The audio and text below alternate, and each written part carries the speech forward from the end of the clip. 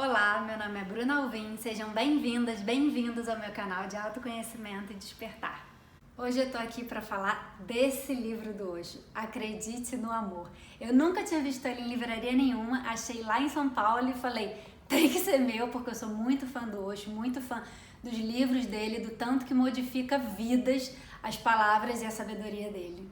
Diferente de todos os outros livros que eu li do Osho, esse ele escreve sobre reflexões inspiradoras do livro O Profeta, de Khalil Gibran. Ele traz nove temas essenciais para a nossa vida, como paixão, casamento, filhos, reflexões desses temas para ajudar no nosso autoconhecimento, na nossa evolução. As primeiras reflexões do livro são sobre o amor, o tema preferido do Osho, né?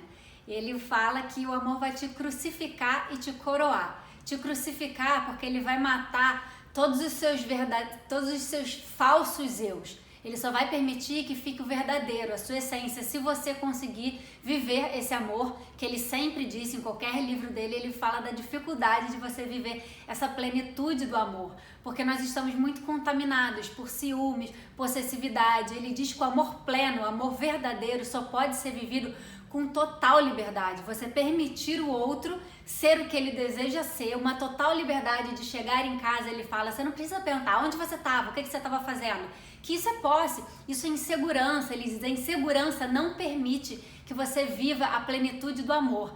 Ele também traz a questão dos pais com os filhos, essa possessividade de querer deixar debaixo das asas, de que é meu filho, de não querer que o filho sofra.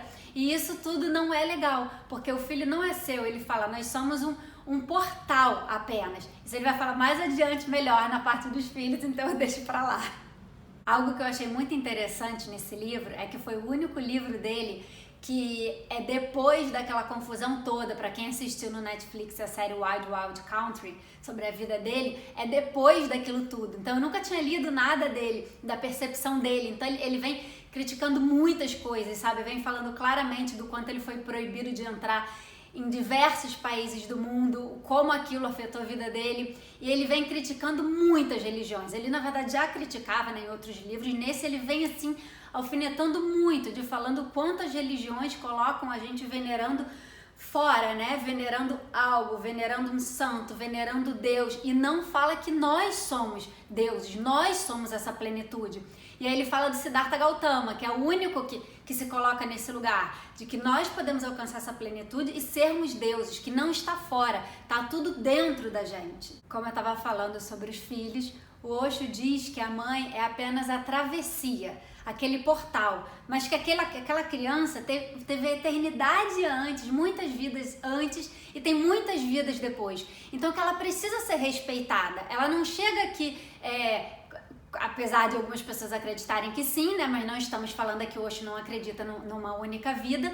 Então, pelo que ele acredita, as reencarnações, essa criança não chega aqui sendo um bebê, sendo a primeira vida, sendo o que as pessoas enxergam que elas são.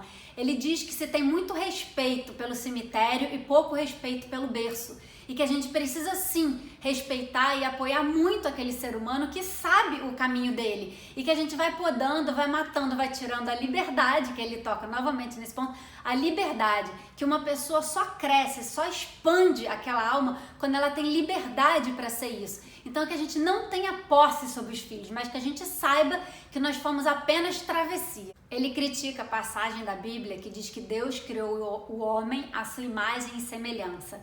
E que isso significa que os pais têm essa necessidade de que o filho seja igual a ele. E não, porque aí você está matando aquele ser humano. Ele diz que as ideias do passado já são ultrapassadas e que seu filho muitas vezes sabe mais do que você, do caminho dele. E que você apenas deve se curvar diante dos seus filhos como se fosse um arco. E que deu impulso para eles voarem e irem muito longe, que você precisa dar força e abençoar o caminho deles, seja o que for que eles escolherem. Na dádiva, ele diz que você precisa viver intensamente a vida mundana e saber que aquilo não passa de um sonho. Porque você pode viver num castelo, mas você não pode ser apegado, você não pode achar que aquilo te pertence, que tudo bem você ter bens, mas que você seja desapegado àquilo. Se você tem medo de perder, significa que você não confia na existência, na abundância dela, que se te deu a vida, também vai prover tudo que você precisa para viver na sua plenitude. Ele critica a preocupação dos pais em deixar herança, deixar bens para os herdeiros, porque significa que eles não estão permitindo que esses seres caminhem sozinhos, que eles perdem a chance de, durante a vida, pegar esses bens e fazer como doação, de ver a felicidade de pessoas recebendo aqueles bens. Sobre o trabalho, ele fala que a existência trata todo mundo por igual, que o sol nasce para o famoso e para o Zé Ninguém, e que a água não escolhe quem ela vai matar a sede. Ela não fala, você é um pecador, então eu não vou matar sua sede. Não. Então ele diz que a natureza é a única escritura sagrada e que se a gente aprendesse com ela, a gente teria respeito por todo mundo e reverência pela vida. Na liberdade, ele diz que nem passado nem futuro existem, aquilo que a gente já está cansado de saber, que a gente precisa viver o presente, que só o que a gente tem é o agora. O que já foi, e o futuro a gente nunca vai ter como saber o que vai ser. Então a gente precisa estar vivendo o agora, que isso é liberdade. Dessa forma você vive sem desejos e sem amarras. E aí ele critica a necessidade das religiões de você ter sempre um Papa, Jesus, Krishna para falar através de um Deus. E que isso está errado porque você é Deus, né? Você é essa santidade. Então você pode sentir Deus, Deus pode falar com você diretamente, ele não precisa de intermédio de outra pessoa. Ele fala que isso torna a gente escravo dessas religiões e ele critica muito isso. Ele fala, por que o homem precisa se ajoelhar diante de uma estátua e não apenas ele se olha no espelho e se vê como santidade? Também fala dessa fixação psicológica do pai, que o homem tem tanto medo de ser livre que ele precisa de um pai do céu dando bronca ou batendo palminha para ele, de uma figura externa para tirar essa liberdade dele de escolha da vida. O coração te leva à transcendência e a razão é o mundo objetivo. É como você vai ganhar dinheiro, viver nesse mundo material. A razão enxerga e o coração sente. Então ele diz que você precisa meditar para equilibrar os dois. Que essa é a única forma dessa porta da transcendência de você encontrar a paz na sua vida. Porque não existe paraíso nem inferno fora de você. Tá tudo dentro de você. Esses conflitos são internos. É quando a sua razão tá brigando com o seu coração. E aí você nunca consegue estar em paz. Ele diz que nunca encontrou uma metáfora tão perfeita igual a da Fênix, que morre e renasce para estar sempre renovando as energias. Então ele diz que a cada momento que você se permite morrer, é olhar para aquilo, transcender, se renovar, recomeçar o novo. E aí você começa uma nova vida. Então ele diz que até no seu leito de morte, se você seguir morrendo e renascendo, você ainda vai estar como novo, você vai se sentir revigorado, ainda vai ter muita coisa que você quer viver. Então essa é a forma de você se manter sempre novo. Ele diz que a gente tem tanta confusão interna, tanto conflito, que se Deus bater na nossa porta, a gente não vai escutar, porque ele não vai chegar arrombando, dando um bico na porta, ele vai ser sutil, é a sutileza de tudo. E que então a gente não vai perceber esse sagrado, porque a gente está sempre com muita informação no mental.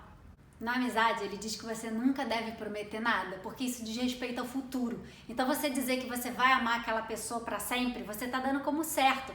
E aí você entra na expectativa, nas promessas, e isso é errado, porque ele bate de novo na tecla de você só viver o momento. E as últimas reflexões dele são sobre o prazer. Ele diz que é impossível você encontrar a plenitude, você ser religioso, se você for contra o prazer. E ele fala que isso é uma forma das religiões não te permitirem encontrar essa plenitude para você ter essa liberdade e não ser escravo delas. Que quando ele é mestre, ele é mestre. Que quando ele está no lago pescando, ele é pescador. Se ele está cortando uma árvore, ele é lenhador. E que ele vive aquilo plenamente, aquela ação verdadeiramente. E aí ele consegue ter acesso ao prazer. E aí ele critica novamente as religiões que criticam o sexo, né? Que colocam o sexo como sujo e que por isso a gente faz o sexo cada vez mais rápido, sem a santidade, sem o sagrado que ele é. Ele fala para você tomar um banho antes, para você encarar aquele ambiente como se você estivesse entrando num templo, para colocar uma música, um incenso, para meditarem juntos. E que pode ser que vocês cheguem a realmente o ato sexual e pode ser que não, e aquilo já vai ter sido amor, já vai ter sido prazer. E aí ele diz que quando acontece o prazer orgástico, quando chega no primeiro chakra, ele ainda está inconsciente. No segundo, ele está meio consciente. E no terceiro, ele já está na sua potência consciente. que é onde o amor e meditação se encontram. E aí quando ele chega no quarto chakra, é onde o amor começou a surgir. Que antes do quarto chakra, ele era só aperfeiçoamento sexual. E que agora que começa a surgir um novo mundo. No quinto chakra, ele se transforma em criatividade. O poeta começa a escrever poesia para o ser amado, o músico a compor canções. Então ele deixa de produzir só o sexual e começa a produzir esse amor que ele fala como filho, que o quarto chakra seria o útero, a mãe onde se pode produzir, externalizar essa criatividade em nome do amor. No sexto chakra, o terceiro olho, você começa a enxergar a verdade como ela é, sem projeções. Nos 3 primeiros, você era autocentrado. Depois, no quarto e no quinto, você começa a dar para o outro. E aí no sexto você se torna o outro. Não existe mais separação. E aí no sétimo chakra você se torna um com o universo inteiro.